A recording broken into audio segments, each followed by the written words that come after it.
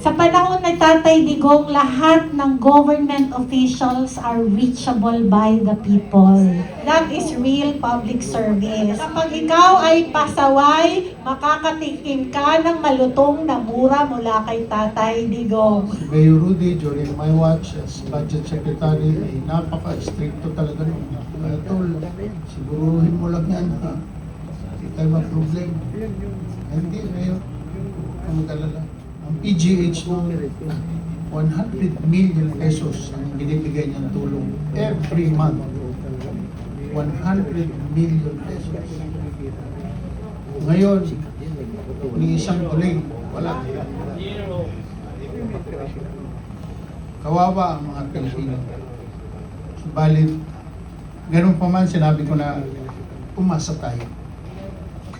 Dahil we have a listening God. Alam nyo, sinabi kanina ni sa PDP, hindi po kami iba sa inyo. Diba? Sa panahon ng Tatay Digong, lahat ng government officials are reachable by the people. Hindi tayo yung kailangan ng nakasurround ng mga bodyguard. Lahat ito, si Marjorie, si Penny, si Jimmy, wala po yung mga bodyguard pumupunta sa kung saan-saan bahagi. Si Kafema, pumupunta sa iba't ibang bahagi ng Pilipinas. Sino to? Si Karaymar. Walang bodyguard. Uy, sa Marawi, wala akong bodyguard. Oo, wala pa rin akong bodyguard.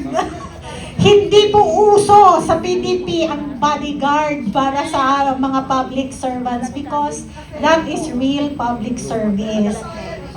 Reachable lahat. Hindi na parang, uy, natatakot ako kasi secretary, kasi Yusek, kasi Asek. Sa panahon po ni Tatay Digong, pantay-pantay po ang lahat.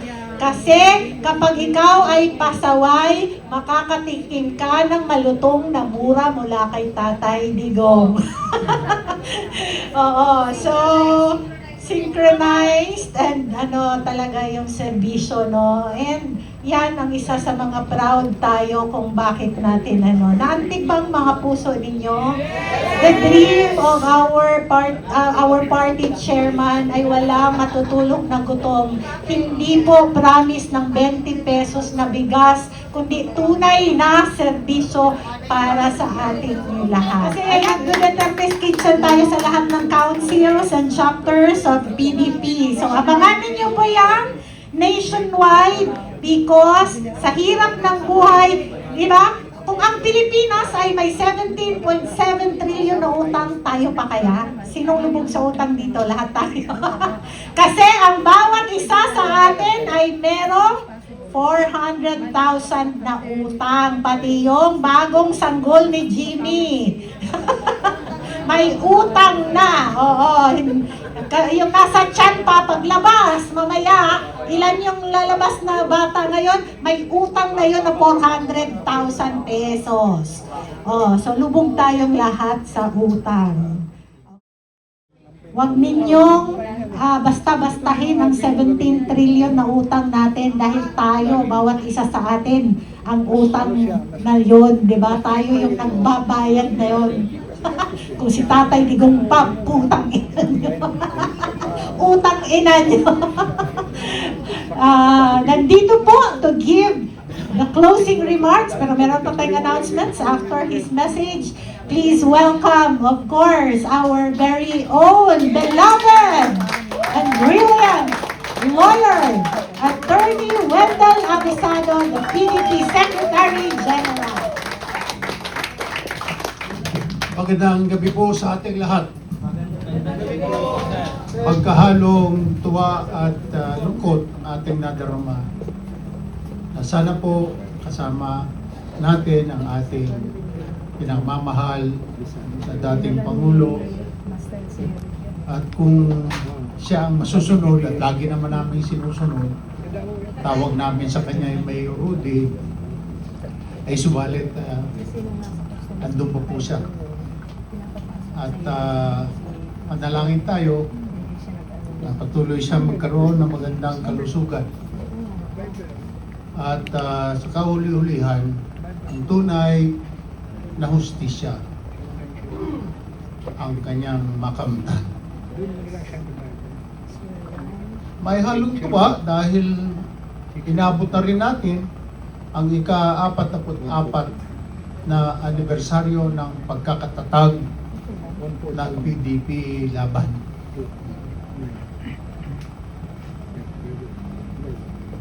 Ako po yung unang inappoint ng founder ng PDP Laban na Regional Director ng DILG. Nakabata.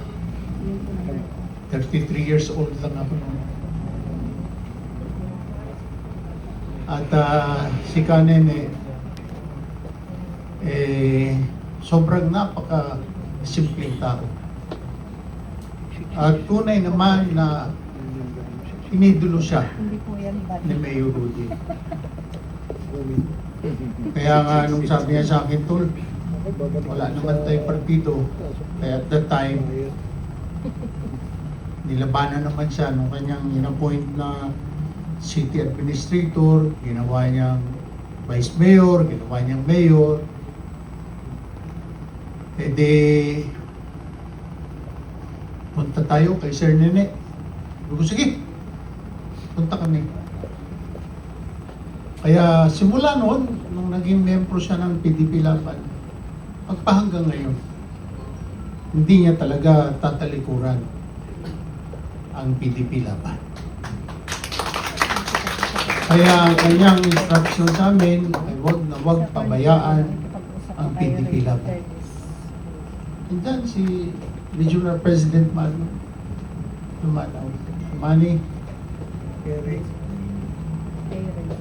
sama-sama namin yung noon pa hanggang ngayon. At nasabi na po lahat. Ang atin lamang ay patuloy tayong manalangin at manalig sa Panginoon. In the book of Proverbs in chapter 3 verses 5 and 6, it says, and I quote, trust in the Lord with all your heart and lean not unto your own understanding. In all your ways, acknowledge Him, and He will direct your path. At sana po, sa pag-uwi natin, makarating tayo na matiwasay at malayo sa anumang uri ng panganib at kapahamakan. Mag-ingat po tayo. Si Mayor Rudy, during my watch as Budget Secretary, ay napaka-stricto talaga nung Tol, siguruhin mo lang yan, ha? Hindi tayo ma-problem. Hindi, Mayor. Ang mag-alala. Ang PGH mo, 100 million pesos ang binibigay niyang tulong every month. 100 million pesos. Ngayon, ni isang tuling, wala. Kawawa ang mga Pilipino. Subalit, ganun pa man sinabi ko na umasa tayo. Dahil we have a listening God. God of all provision. Kaya patuloy tayo manalangin na sana lumigaya din tayo pagdating ng araw at makabalik si Mayor Rudy dito sa ating bansa. Mabuhay ang PDP Laban! Mabuhay ang Pilipino sa mga mundo! Maraming salamat po. Pwede ba tayong tumayo lahat? Kanta tayo ng happy birthday, PDP Laban. Kakulay ko yung cake. Oh, kasi ano tayo din. Oh, ayan. Asan na yung kutsilyo at saka lighter mo? Oh, happy birthday ng PDP.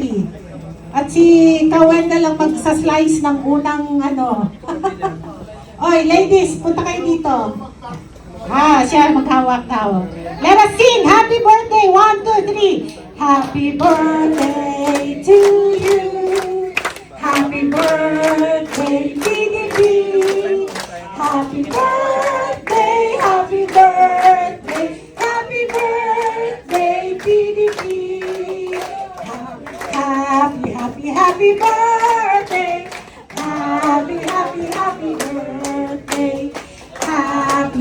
Happy birthday. Happy birthday, PDP. Mabuhay ang PDP! Saan si Edie? Okay, sige. Ayan po, let's cut. Ay, ikaw na daw mag-cut. 1, 2, oh, wish. Oh, diyan ka mag-blow.